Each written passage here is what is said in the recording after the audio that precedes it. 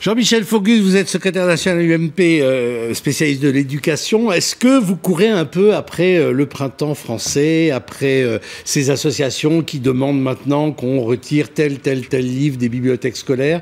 Est-ce que vous ne mettez pas le doigt dans un engrenage qui peut vous être un peu fatal? Est-ce que c'est moi qui mets le doigt dans l'engrenage ou est-ce que c'est d'autres personnes qui déclenchent un engrenage qui divise les Français?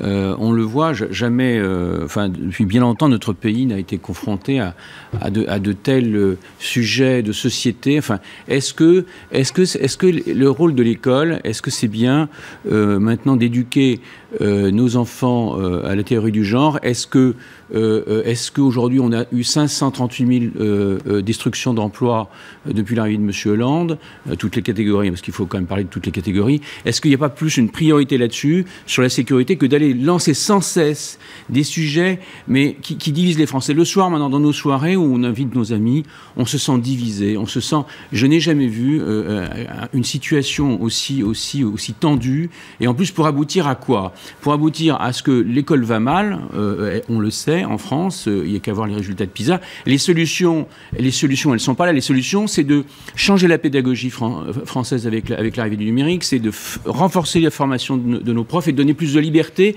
aux établissements. Qu'est-ce que de lancer ces débats incessants qui montent les Français les uns contre les autres? Et on peut rajouter, on monte les ouvriers contre les patrons, on va rester sur l'éducation. Ça fait beaucoup.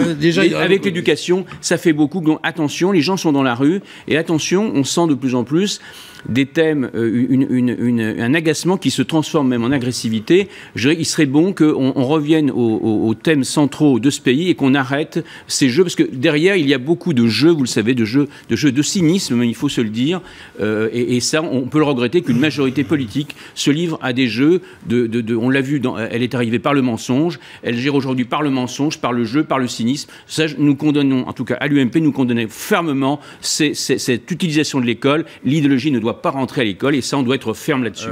Je ne sais pas, en fait, vous êtes toujours dans le jeu. Nos collègues socialistes sont toujours dans le jeu, dans la dialectique. Bon, vous savez, moi je suis un ancien ingénieur de recherche de l'éducation nationale. Bon, je connais mes collègues aussi qui sont enseignants. J'en viens aussi. J'entends pas ce langage. Eux, ils comprennent pas que vous mettiez une telle pression pour faire rentrer des livres, comme Mme Belkacem qui va faire ses conférences pour expliquer... Quelle pression, M. Faugus ?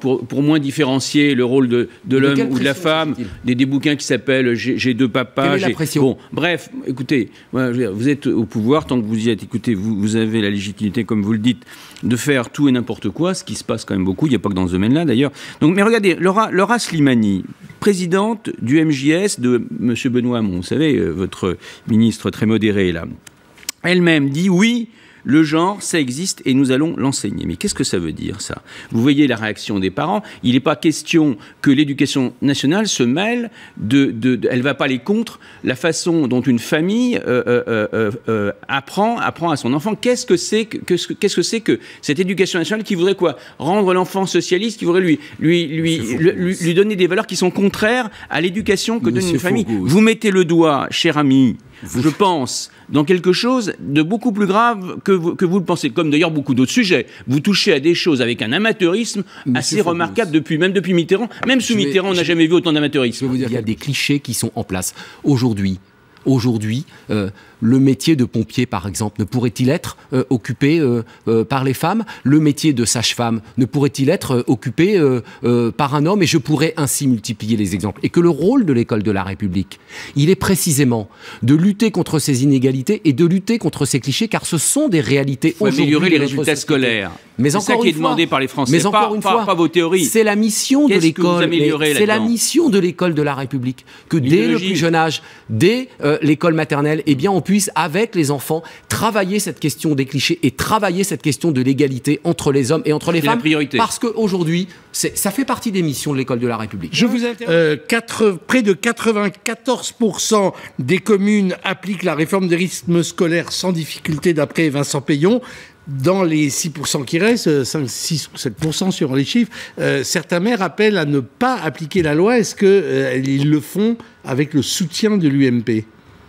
Bah écoutez, en Ile-de-France, il y a seulement 7% d'abord des communes qui sont allées la première année. Il faudrait peut-être qu'un gouvernement un petit peu ouvert, est-ce que c'est possible, s'intéresse. Pourquoi est-ce que 93% des communes d'Ile-de-France, par exemple, n'y sont pas allées? C'est pas parce qu'elles sont de droite. Bon, alors...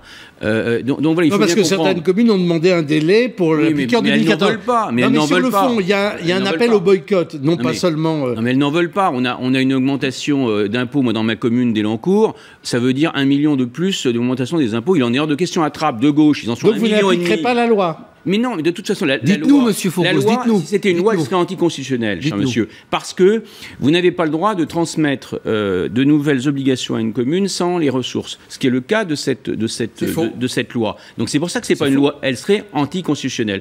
Et votre engagement, il est sur un an, vous le savez très bien. Je suis un ancien député de la Commission des Finances, on a vérifié à Bercy. Bercy, il est hors de question qu'il finance au-delà d'un an, et vous le savez très bien. Vous le savez très bien. Bon. Donc bref, elle est infinançable, elle est dangereuse pour les enfants. Ah oui. Elle augmente les inégalités entre la commune qui fera des cours de violon et celle qui fera de la pâte à modeler. Vous augmentez un peu plus les inégalités. Donc il est hors de question que cette réforme passe. On verra après les municipales. On ne va pas mettre le souk pour rien. On verra après les municipales. De toute façon, vous la retirerez. Vous le savez très bien. Vous avez une forte hypothèse de la retirer ou de ramener à 2015. Une minute pour répondre. Ou libre choix. Voilà.